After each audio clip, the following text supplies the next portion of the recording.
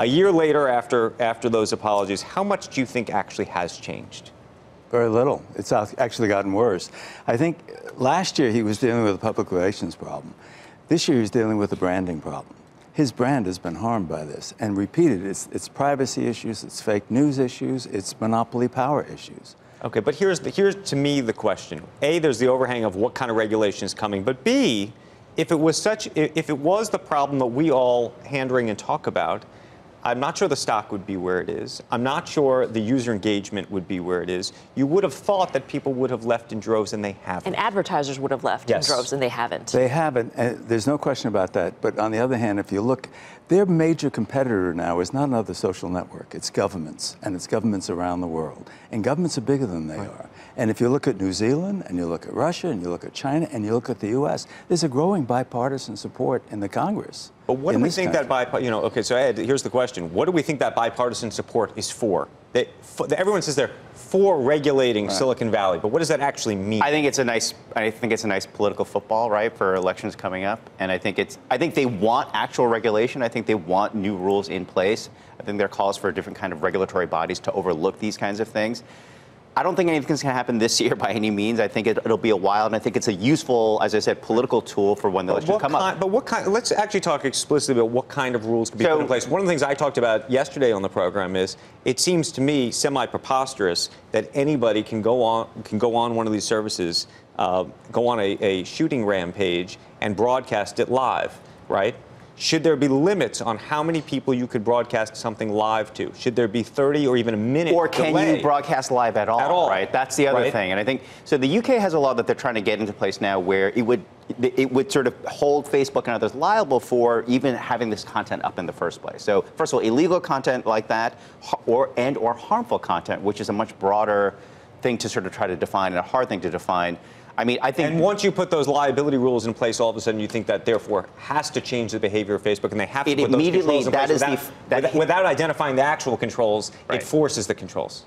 Right, and so right now we have sort of an after-the-fact situation where, whether it's a copyright thing or something like terrible videos like that, once it's up, it's their responsibility to take it down.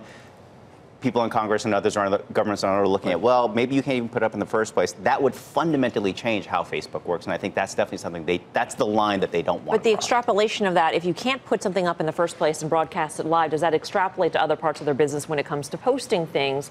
And that's sort of the whole question of, do you hold them to a standard of a newspaper or a network in terms of content, and that completely would change the game for them. Yeah, and it's really hard to do. I mean, the whole promise of social networks is that it is live, it's communication, people freely talking back and forth without any intervention in there. And how you do it is really complicated. I covered the Microsoft trial in 1999 and 2000, and the court said, and the Justice Department said, let's break up Microsoft. How the hell do you do that? And the truth is the internet was going to break them up, as it did. One of the things that's so fascinating to me about what Mark Zuckerberg has said in the last month, both in terms of saying, please regulate us, but then I thought even more importantly, said, look, we're going to actually pivot the whole business, ultimately. Or at least he says he wants to pivot the business. He wants to create sort of more of a private messaging. To a private messaging service that probably looks something like WeChat, might even look a little bit like its own current messaging service, WhatsApp. But by the way, with WhatsApp, they've limited the amount of, you can't just have 1 million friends and proliferate messages, fake news or otherwise, to huge groups of people at one time. Despite the fact that, by the way, even when it gets to a small group, sometimes it proliferates itself. Well, WeChat is an interesting example, right? So in China, it's effectively the mobile operating system for a lot of people. It's the one app that does everything. It's Amazon, Google, Facebook, Twitter, all in one. It effectively layers either iOS or Android. I mean, that's the brilliance of it. That is the brilliance of it. The other thing, though, too, is that I think a lot of people don't know about WeChat is as a citizen on WeChat, you're only allowed to post so many times a day. So it's already got these sort of built-in limits in terms of how it operates as a media, sort of like a media function or a sort of media sort of app. So I think if Facebook really wants to go that route, there's a lot of things in place already that might solve those problems. But does that undermine the ultimate business model? Because their business model, at least currently, is an eyeball model. It's an eyeball model. If you can't broadcast live, if you can't send your message to as many people as humanly possible. I think longer term, the Facebook's model is I own the user model. Meaning, like, fine, if it's not going to be in eyeballs or advertising, as long as I don't lose my connection to the user, that's fine. I'll change my business model so long as I don't lose that connection. Right. So whether it means like payments or other forms of commerce that I can sort of tag into, that's fine too. But Ed, 97% of their income comes from advertising. Advertising, yeah.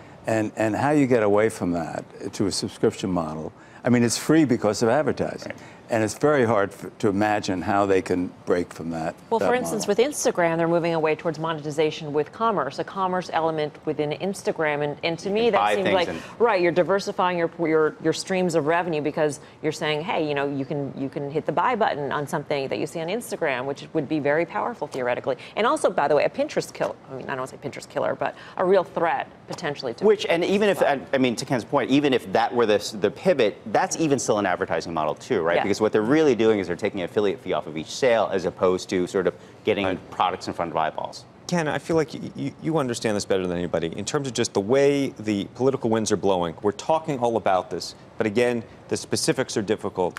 When do you think we get to the specifics, if we get to them at all? Well, you've gotten to some. I mean, Elizabeth Warren has come forth with an antitrust plan, which has gotten some notice and By the some way, criticism. given your history covering Microsoft, what do you think of her plan? Not a lot right now. I mean, I think it's really dangerous to think about how, and parallel, how do you break up these giant companies and split them so they don't talk to each other and stuff? I mean, I think it's worth a shot, and I think her idea is a correct one. The definition we have used for antitrust is the consumer harmed, is an old question. We have to ask the new question: do these guys have too much power?